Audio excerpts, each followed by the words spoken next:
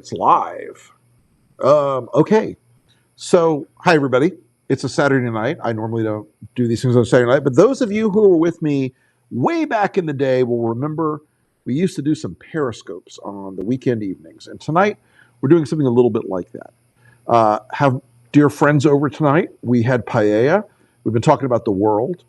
And as much as we are in a moment of incredible danger, with Trump declaring war on God knows who tonight, with the world teetering in a weird way. I'm sorry if this is too dark, y'all. I'm on the back porch. It's a summer night. It's lovely here. We had paella for dinner. It was fantastic. No, I don't have a recipe. I just make paella. But what I want to say is, as we have looked at the world today, I'm seeing something out there that's amazing. We had 1 million people in the streets tonight in Serbia protesting the pro-Russian dictatorship. We had hundreds of thousands of people tonight in Hungary protesting Viktor Orban. We had tens of thousands of people in the streets of New York today protesting Doge. Protests alone will not solve the problems that Trump has caused. They will not. They're not the single solution, but they are a signal. They are a signal. These town hall meetings. Hey, Scott Monty, how are you, brother? These town hall meetings that Republicans are getting the shit kicked out of them at around the country, that now they've stopped doing them because they're so afraid. They are a signal. And for all the noise that Trump causes all the time, for all the crazy stuff, for all of the distractions and the culture war bullshit and all the lunacy, for all that those things are happening all the time, in the noise, there's a signal coming up in not only here in America, but in the world. And that signal is we've had enough of dictatorship. We've had enough of authoritarianism. We've had enough of these people who want to install a small d democratic and small r Republican form of government in this country. And Donald Trump has set a whole bunch of new records for mendaciousness and idiocy and cruelty and corruption that no American president ever even tried for before and shouldn't have ever tried for. But what I was thinking about tonight, we're talking about this over dinner, like how leaders succeed and how leaders fail. And Trump is a failed leader already. He has failed already. He's bad at being president, as I wrote on the Friday brief yesterday. He's bad at doing this work. He's bad at being an American president. And no, I'm not talking about the Sorkin-esque sort of liberal porn idea of an American president. I'm talking about any American president. He lacks grace and gratitude and dignity and stature and intellect and curiosity and determination and leadership. He's just a broken, fucked up old guy. He is unfortunately in charge of a movement and a plan that is trying to yield as much damage as it can before we catch up with him. But we are going to catch up with him, everybody. We are going to catch up with him. When you have 1 million people in the streets of Serbia protesting a pro-Russian dictatorship, when you have hundreds of thousands of people in Hungary protesting Viktor Orban, who is the poster child of what the kind of government Trump wants to build in America. When Tucker Carlson is curled up in a ball over Viktor Orban having people say mean things about him, you know that the world is moving in the right direction. I also want to say this about our friends in Ukraine. God bless the Ukrainians for their determination and their courage, because it would be easy to give up in the face of some of these things. But guys, Russia is the country that will fall before Ukraine does. Russia is a broken, sick nation led by a sick, broken man. And all dictatorships look like they're going to last forever, and that they are inevitable, that they are all powerful, that no one can overcome them until the moment they are overcome. When Saddam Hussein was pulled out of the spider hole, everyone forgot that this was once the all-powerful ruler of Iraq, who could have people shot, and did, on a whim, who had entire villages and families and cities leveled and slaughtered on a whim.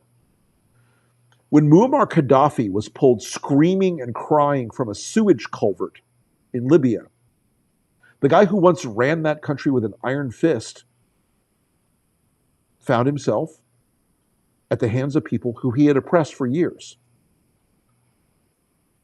When Benito Mussolini, at the end of World War II, was found trying to flee, he was taken, tied by his feet, hung upside down, and executed.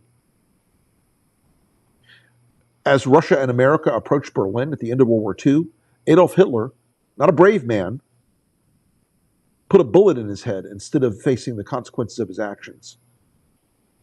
Some dictatorships last for generations. Korea. You can make an argument that China is a sort of ongoing power play of various dictatorial-ish characters that stay in power for a very long time.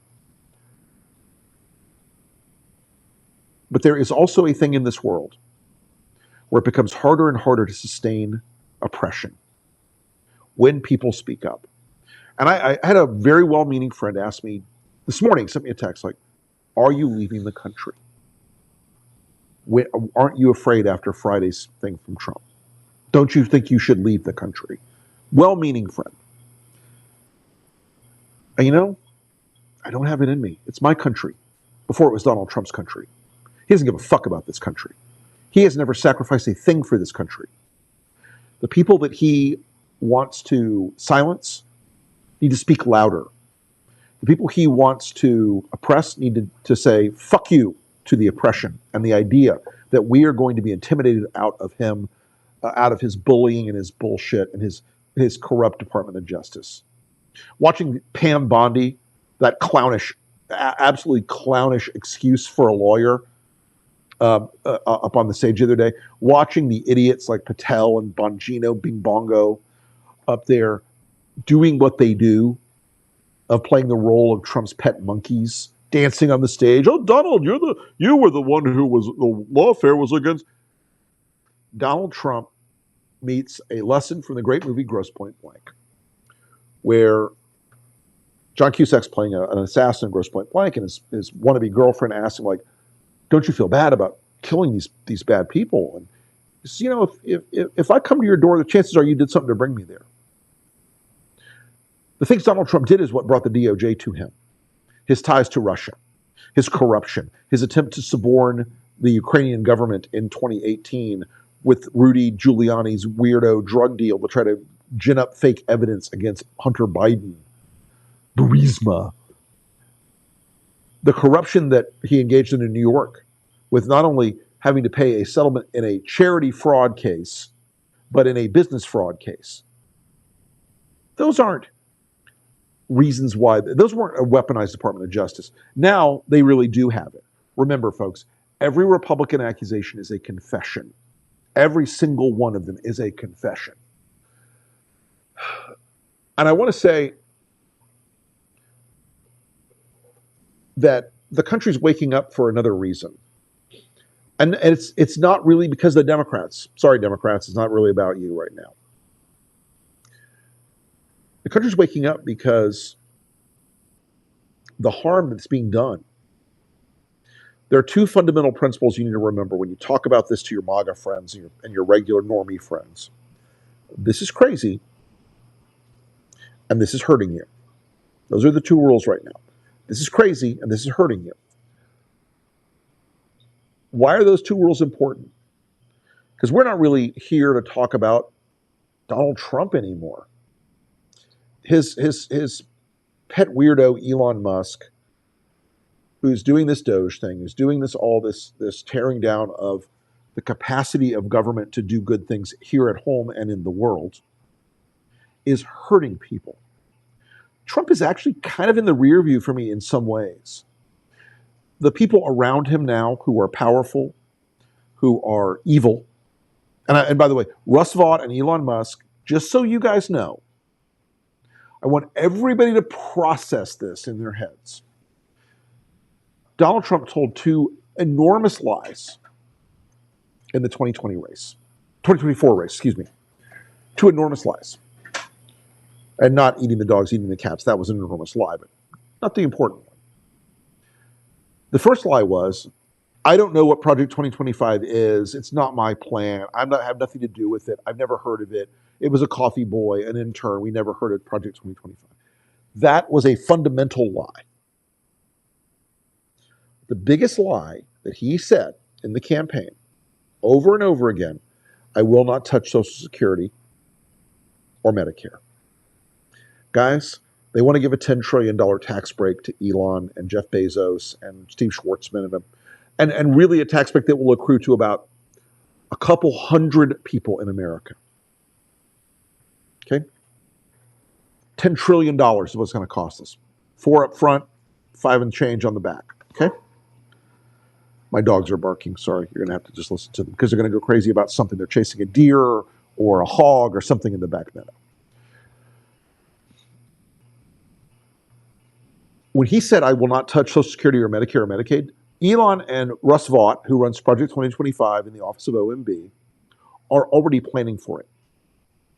They have to pay for this tax cut somehow, and it's going to be on the backs of seniors. So if you are around my age, around 60, get ready to have your mom and dad move back in with you. If you're in your 40s, maybe get ready to your mom and dad and grandpa to move in with you, because they are going to shut down the ability of seniors to get by.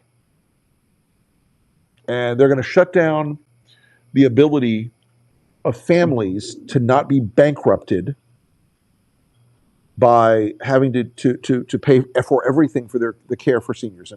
And the idea that Elon and these guys have is darker than you even know. The idea is that these are useless eaters who are no productive part of society, and the sooner they're dead, the better for Elon and his friends.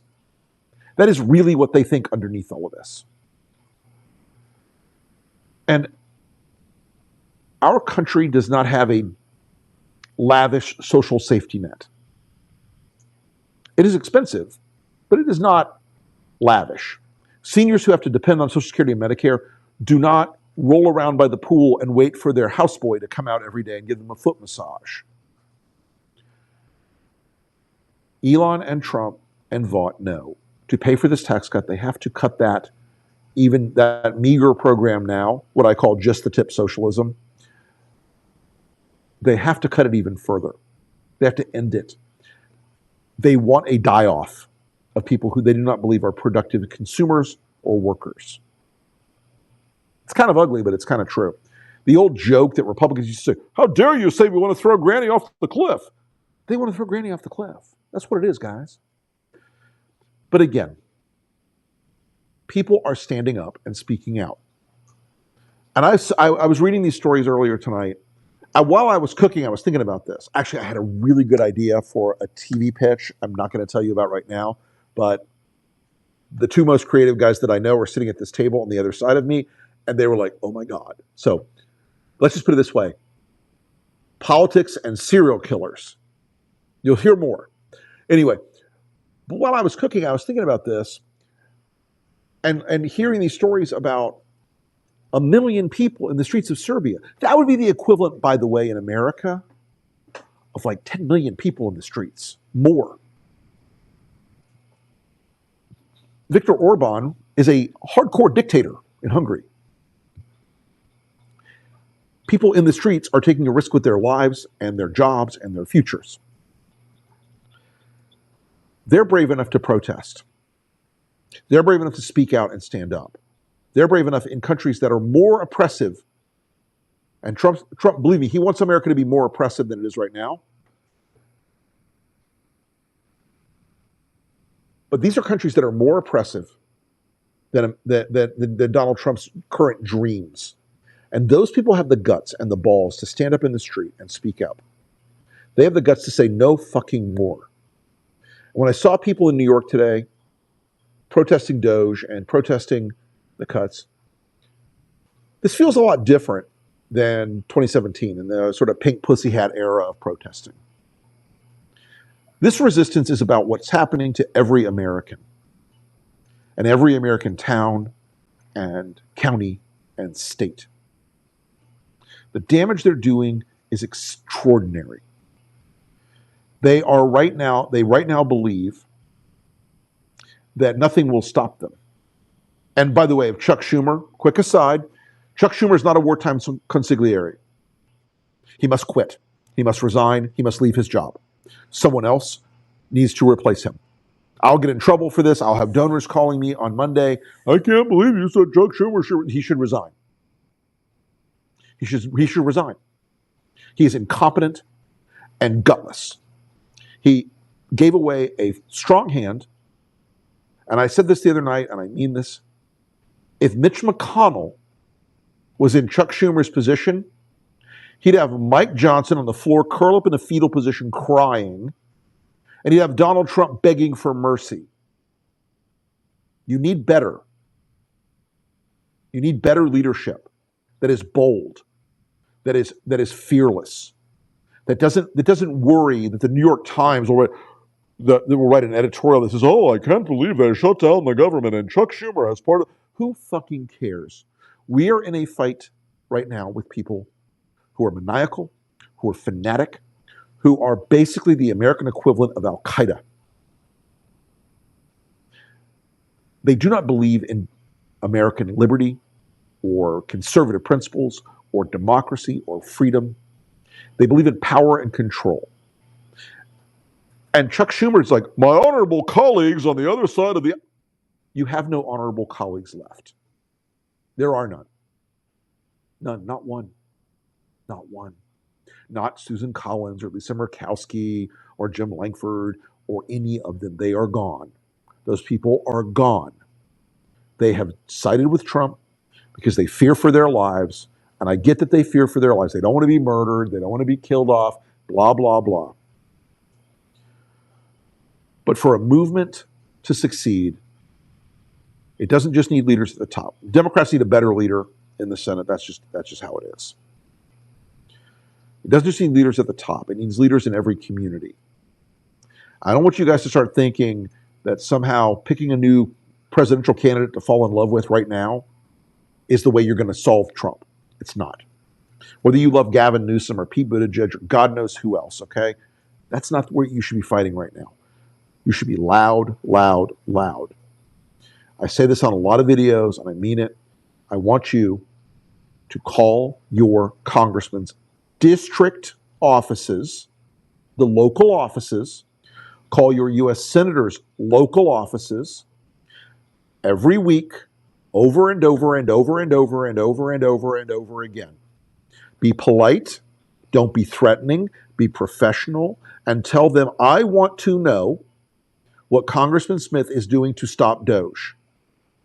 I want to know what Congressman Jones or Senator Jones is doing to stop Doge and these cuts. I want to know what you are doing to protect jobs and the economy of our district. Do it all the time. If you can afford to go to Washington, go to their office. If you can't, go to their local office and knock on that door. And if they don't answer the door, or the door has a sign that says, we're out of the office, post it, send it to us. We're going to make them more famous. They cannot hide from everyone. They cannot hide from Americans standing up and protecting their rights. They cannot hide from the fact that they are responsible for the damage that Elon Musk is causing. And again, a lot of these people are very MAGA. And you know what? I don't even care in a lot of ways about Trump right now. I care that these people have abandoned their oath of office.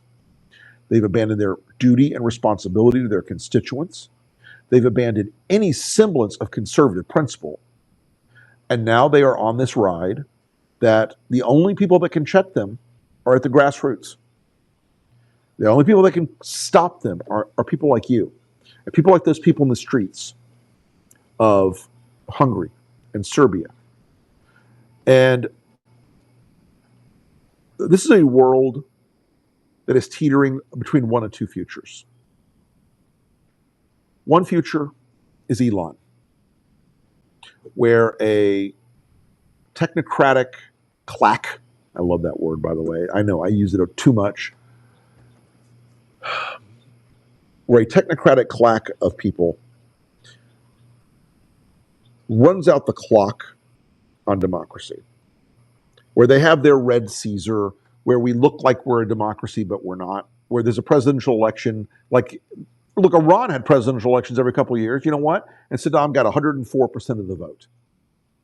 North Korea has elections, and Kim Jong-un gets 116% of the vote. They're not democracies, and if we let Trump run too far, we will not be either. But what I really want to emphasize is that those two futures are in our hands. You are not helpless. You are not hopeless or helpless. You are not unable to affect the course of the future. There's a lot of gerrymandering. There's a lot of money in the system. There's a lot of shit. We have a high hill to climb. But they are, like all dictators and all authoritarians and all oligarchs everywhere, they are vulnerable. They are not, I'm going to say this carefully, metaphorically bulletproof. They are not metaphorically invincible. They have soft spots, weak spots, angles you can exploit. Right now, the greatest thing Americans are doing is burning Tesla's stock price to the ground. Don't buy a Tesla. And every state, by the way, I want to talk to every blue state governor right now. Every blue state governor, I'll make some calls on Monday about this. If your state offers a fucking incentive to buy a Tesla, get rid of it. Stop it. You are subsidizing Elon fucking Musk, and California is the worst offender. The worst offender.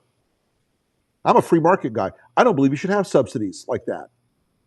Fuck you, get rid of them. If you want to get Elon's stock price to zero, which you should, you therefore break Elon Musk. If you want to get these Republicans to zero, you have to go in and make them answer the question of, what are you doing for me? Like, I don't care. You should say to the members too, like, I don't care if you support Trump. I get it. Fine. It's okay. What are you doing for me, your constituent? How are you saving us from these cuts, from this damage, from this insanity of the trade war, all these things? Every one of these bad guys has a weak spot. And they're the toughest motherfuckers on earth until you drag them out of the spider hole. They're the toughest motherfuckers on earth until you pull them out of the sewage culvert. They're the toughest motherfuckers on earth until the U.S. Army is coming in from the west and the Russians are coming in from the east. Okay? Dictatorships are strong but brittle. Oligarchs are strong but brittle. You can change it, but you never, ever, ever get a moment where you get to sit down and say, yeah, you know what, I'm going to wait for other people to solve this problem. Anyway, I was just thinking about that, and my guests are here all on their phones, and it's all cool because we had a great dinner and some good cocktails. Pear vodka cocktails. Very good tonight. But I appreciate everybody for tuning in. Thanks for listening to the rant. This does have, for those of you who from the way back, a little porch party Periscope vibe, which I kind of like. I'll play some music next time. We'll answer some questions next time. Unfortunately, I'm an old guy, so I have progressives on, so I have to look at the screen like this to see your questions on my phone. We're going to work that system out. We'll figure that out in the future. Anyway, everybody, by the way, if you are in the South, if you are in Alabama, Mississippi, or North Florida, please be careful tonight. These storms are apparently devastating. There's 20 plus people dead already in Mississippi and Alabama from what I've heard. Take it seriously. These are bad. And of course, thanks to Elon Musk, we're going to cut the National Weather Service and NOAA because, they're involved in climate change, and that would be something they can't have. Anyway, guys, I appreciate you all. Thank you so much. We'll talk to you again next time.